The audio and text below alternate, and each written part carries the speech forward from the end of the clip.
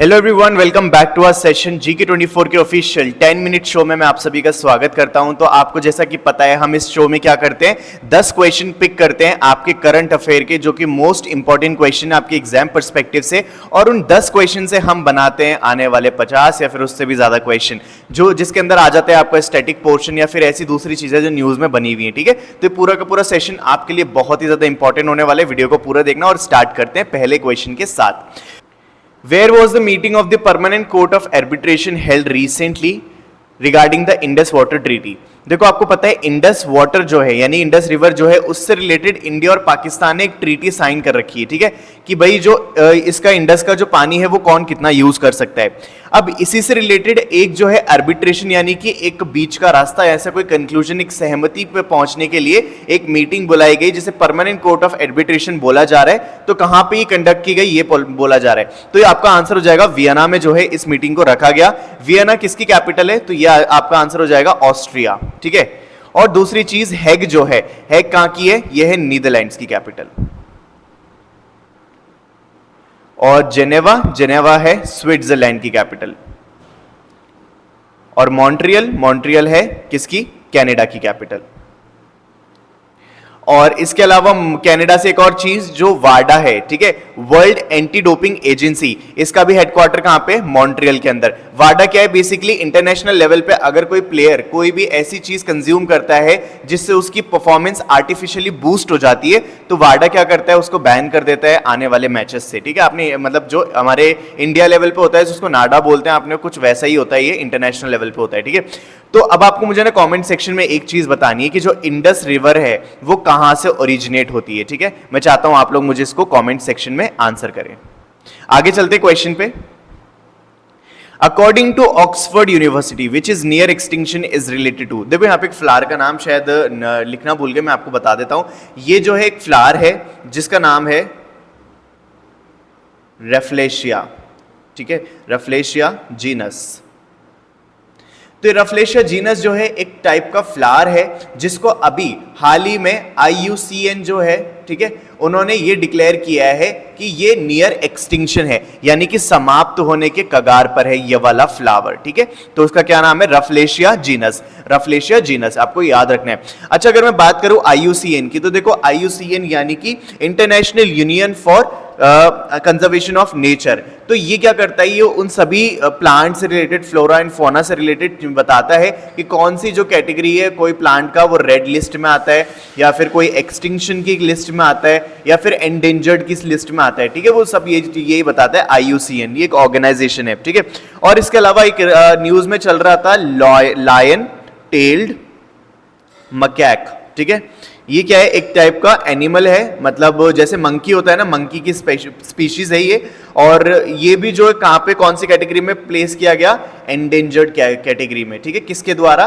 IUCN के द्वारा। ठीक है, तो आपको ये भी चीज यहां से याद रखनी है। चलो आगे चलते हैं। तो यहां पे वैसे आपका आंसर हो जाएगा ऑप्शन नंबर सी। ये जो है जिसकी बात की जा रही है एक्सटिंक्शन से रिलेटेड, ये एक टाइप का फ्लावर है जिसका नाम है रफलेशिया जीनस। आगे, When is the World Rhino Day celebrated every year? यहाँ पे पूछा जा रहा है वर्ल्ड रीनो डे कब सेलिब्रेट किया जाता है। तो देखो, सबसे पहले तो मैं आपको ये बताना चाहूंगा कि जो 21 सितंबर है ना, उसको हम क्या क्या मनाते हैं। सबसे पहली चीज जो हम मनाते हैं वो है इंटरनेशनल डे ऑफ पीस।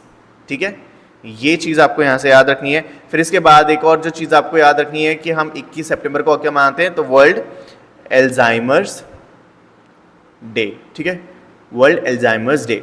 अच्छा, 22 सितंबर को हम क्या क्या मनाते हैं? तो सबसे पहले तो आपका आंसर जो है वो यही हो जाएगा। ठीक है, तो रीनो डे,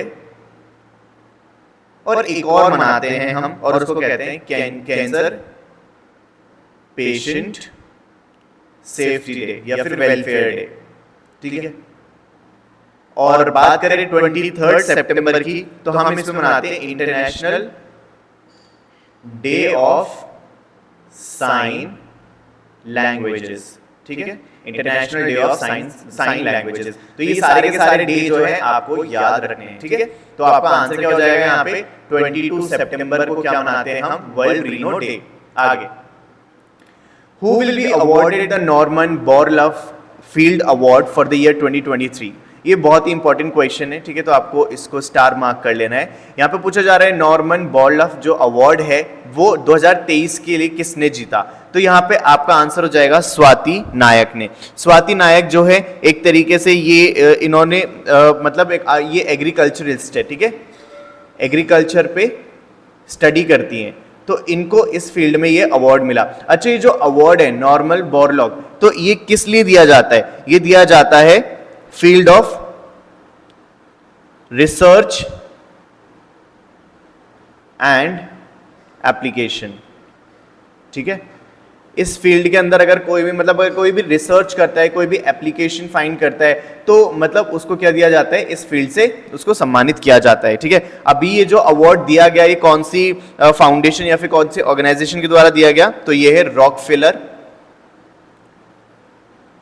फाउंडेशन, ठीक है, इनके द्वारा ये अवार्ड प्रेजेंट किया गया। इतना चीज यहां से आपको याद रखनी है। Next, 1000-year-old alien dead bodies have recently been presented in the parliament of which country? अभी देखो मतलब कोई कंट्री है जिसकी पार्लियामेंट के अंदर 1000 साल पुरानी एलियन डेड बॉडीज यानी कि नॉन ह्यूमन बॉडीज को प्रेजेंट किया गया। उनका जो स्केलेटन है ना उन बॉडीज का, वो ह्यूमन बॉडी से मैच नहीं करता है। जैसे उनकी 5 फिंगर्स की जगह केवल 3 ही फिंगर है दोनों हाथों में, उनकी जो बोन्स है वो ह्यूमन से वीक है, और उनका जो स्केलेटन है ना काफी हद तक वो अलग दिखता है। तो उनको क्या बोला जाता है, एक तरीके से सस्पेक्टेड एलियन बताया जाता है। तो उनकी बॉडीज को प्रेजेंट किया गया कहाँ की पार्लियामेंट में, तो वो है आपका आंसर मैक्सिको, ठीक है, ये आपका आंसर हो जाएगा। बस इतना ही है यहाँ से। तो next question, in which district of UP PM Modi lay the foundation stone of the international cricket stadium? कहां पे जो है आधारशिला रखेंगे हमारे पीएम मोदी, ठीक है, किसके लिए, इंटरनेशनल क्रिकेट स्टेडियम के लिए, तो ये है आपका बनारस यानी वाराणसी। तो वाराणसी में क्या करेंगे, इसकी आधारशिला रखी जाएगी। अच्छा, अगर मैं आपसे ये पूछूं कि लार्जेस्ट, अगर हम क्रिकेट स्टेडियम की बात कर रहे हैं तो लार्जेस्ट क्रिकेट स्टेडियम कौन सा है, तो ये कहीं और आपको जाने की जरूरत नहीं है, ये हमारे भारत में ही है और इसका नाम है नरेंद्र मोदी स्टेडियम, ठीक है। और ये कहां पर है, ये है आपका अहमदाबाद में, ठीक है, ओके। और इसके अलावा अगर मैं आपसे पूछूं सेकंड लार्जेस्ट कौन सा है, ठीक है, तो सेकंड लार्जेस्ट जो है वो है आपका मेलबर्न क्रिकेट स्टेडियम, ठीक है। और ये कहां पर है, ये है आपका ऑस्ट्रेलिया में।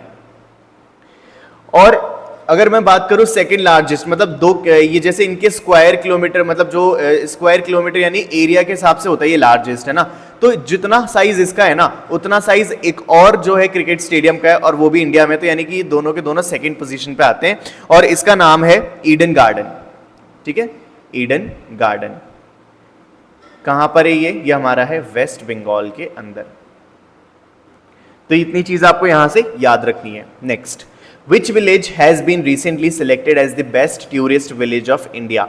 इंडिया का best tourist village of India किसको माना गया है, कौन सा गांव है वो, तो यहाँ पे है आपका आंसर हो जाएगा ऑप्शन नंबर डी, कृतेश्वरी। कृतेश्वरी जो है एक वेस्ट बंगाल का विलेज है जिसको बेस्ट टूरिस्ट विलेज माना गया है इंडिया का, ठीक है। अच्छा, ये जो अनाउंसमेंट है इस बेस्ट टूरिज्म विलेज की, तो ये किसने करी है, ये करी है हमारे टूरिज्म मिनिस्टर ने। तो टूरिज्म मिनिस्टर ने करी है, तो भाई उनका नाम भी बता दीजिए। तो टूरिज्म मिनिस्टर जो है अभी हमारे वो कौन है, जी किशन रेड्डी, ठीक है, जी किशन रेड्डी जो है हमारे टूरिज्म मिनिस्टर है, इन्होंने ये अनाउंसमेंट करी। Next, recently Pramila Malik has been elected as the first women speaker of which state assembly?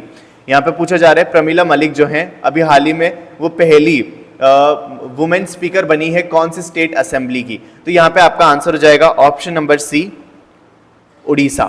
Orissa की जो है 6th टाइम एमएलए रह चुकी प्रमीला मलिक क्या बन गई है, first women speaker of Orissa assembly, ठीक है। इतनी चीज आपको यहां से याद रखनी है। अब अगर मैं बात करूं, जैसे यहाँ पे लिख रखा है ना, देखो first women speaker of which state assembly, यानी कि पहली लेडी है जो ऐसा करने जा रही है। तो आपके लिए इंपॉर्टेंट क्वेश्चन बन जाता है, जब भी अगर आपको ऐसा दिखे ना कि इंडिया में कुछ पहली बार होने वाला है, तो उसको मेरे बिना बोले आप ये समझ लिया करो कि वो इंपॉर्टेंट है, ठीक है। चलो आगे क्वेश्चन पे चलते हैं। Who is the first male player to win the ICC player of the month title thrice, ठीक है। कौन से हैं वो मेल प्लेयर जिनको अभी आईसीसी प्लेयर मतलब प्लेयर ऑफ द मंथ का जो है टाइटल मिला है। तो यहां पे जो है आपका आंसर हो जाएगा option number D, Babar Azam. Babar Azam जो है क्या है, पाकिस्तान के खिलाड़ी हैं, कैप्टन है। इनको क्या मिला है, ICC player of the month का टाइटल मिला है तीसरी बार, ठीक है। तो आपको इतना याद रखना है यहां से। अच्छा, तो ये जो अनाउंसमेंट है ये कौन करता है, आईसीसी के द्वारा ही की जाती है ऑब्वियसली। आईसीसी का हेडक्वार्टर कहां पे है, तो ये है दुबई के अंदर, ठीक है। आईसीसी के चेयरमैन कौन है, आईसीसी के चेयरमैन है ग्रेग बार्कले, ग्रेग बार्कले, ठीक है। तो आईसीसी की ये चेयरमैन है, ठीक है। इतनी चीजें आपको यहां से याद रखनी है। आगे चलें नेक्स्ट क्वेश्चन पे। Who will be the Indian flag bearer at the opening ceremony of the 19th Hangzhou Asian Games? देखो अभी मैंने आपको कुछ टाइम पहले बताया था कि जो 19th एडिशन के एशियन गेम्स होने जा रहे हैं वो कहाँ पे होने जा रहे हैं, तो आपको याद रखना है हांगझाओ चाइना में होने जा रहे हैं, ठीक है। हांगझाओ चाइना में होने जा रहे हैं। 18th नंबर के कहाँ हुए थे एशियन गेम्स, तो वो हुए थे जकार्ता इंडोनेशिया में। ये बात हो गई। अब देखो यहां पे ओपनिंग सेरेमनी जब होती है ना किसी भी एक खेल की, तो उसके अंदर फ्लैग बियरर्स को चुना जाता है। तो इस बार जो फ्लैग बियरर्स रहे वो रहे हरमनप्रीत और एक लोवलीना, ठीक है। अब ये हरमनप्रीत क्या खेलती हैं आपको पता ही होगा। हरमनप्रीत जो है, हैंड राइटिंग के लिए माफी चाहूंगा लेकिन प्लीज थोड़ा सा बेयर करना है। जो हरमनप्रीत है ये हमारी इंडियन वुमेन क्रिकेट टीम की कप्तान है, ठीक है। और बात करूं मैं लोवलीना की, ठीक है, ये क्या खेलती हैं, ये बॉक्सिंग खेलती हैं, ठीक है। इतनी चीज आपको यहां से याद रखनी है। अच्छा, अगर मैं बात करूं, हमने यहाँ पे 18th की बात कर ली, 19th की बात कर ली, और अगर 20th एडिशन का जो बात करूं एशियन गेम्स हैं वो कहाँ पे खेला जाएगा, तो अब जो है अगली बार ये 2026 में होगा और इसको अब होस्ट करेगा जापान का नगोया। मतलब जापान के अंदर एक सिटी है जिसका मतलब नाम है नगोया, ठीक है। वहां पे ये होस्ट किए जाएंगे, ठीक। तो आपको इतनी चीजें यहां से याद रखनी है। तो ये होता है हमारे सेशन का एंड, ठीक है। तो ये देखो कितने हैं, हमने क्वेश्चंस 10 ही लिए और उससे हमने काफ़ी सारे क्वेश्चंस और जो आसपास उसके इर्द गिर्द क्वेश्चन बन सकते थे उन सभी के बारे में भी हमने बात करी, ठीक है। तो उम्मीद है आपको वीडियो पसंद आई होगी, और अगर आई है तो आप क्या करो, चैनल से अभी के अभी फटाफट जुड़ जाओ सो दैट आप ऐसी कोई भी वीडियो मिस ना करो फ्यूचर में, ठीक है। और यहाँ पे देखो GK24 एप्लीकेशन के बारे में आपको बता देता हूँ। ये एप्लीकेशन आपके लिए डिज़ाइन की गई है क्योंकि यहाँ पे डेली बेसिस पे मैं करंट अफेयर अपलोड करता हूँ, और वो भी हिंदी और इंग्लिश दोनों में। इसके अलावा काफ़ी सारे MCQ होते हैं जिसको आप प्रैक्टिस कर सकते हो, और ये देख सकते हो आपकी तैयारी कितनी स्ट्रांग है। और इसके अलावा यहाँ पे काफ़ी सारा स्टडी मटेरियल भी आपको मिल जाता है। तो ये सारी की सारी चीज़ें जो हैं आपको दी जा रही हैं फॉर फ्री, ठीक है। तो मतलब फ्री है, कोई सब्सक्रिप्शन कुछ भी नहीं लेना। बस आपको क्या करना है, डिस्क्रिप्शन में मैंने इसका लिंक जो है वो मैं डाल दूंगा, आपको वहाँ पे जाके इसको क्लिक करके और इसको डाउनलोड कर देना है, और बस आपको इसको अच्छे से यूज़ करना है, जितना ज़्यादा हो सके फ़ायदा उठाना है, ठीक है। तो ये थी हमारी आज की वीडियो। प्लीज़ अगर आपको वीडियो पसंद आई हो तो कमेंट सेक्शन में मुझे लिखकर आपका प्यार ज़रूर दिखाना, और वीडियो को लाइक करना और अपने दोस्तों के साथ इसको शेयर करना बिल्कुल मत भूलना।